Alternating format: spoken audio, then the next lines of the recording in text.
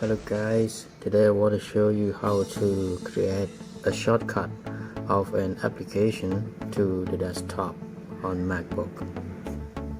Right here I got one application, App Store, that I have already created to the desktop. So let's go how to do this. Firstly, we need to go to see all your application on Launchpad right here. These are the applications on the Mac that you can create a shortcut on the desktop. So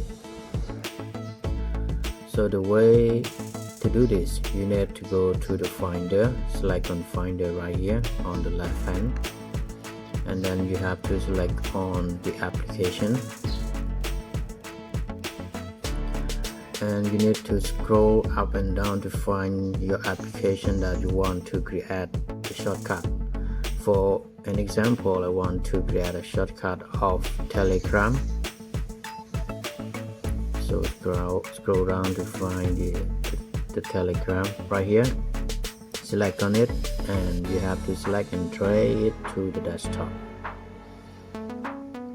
Okay, and so on to go to the other app you want to. Okay, for example, this one, Zoom. Okay, select on it and try on the desktop, and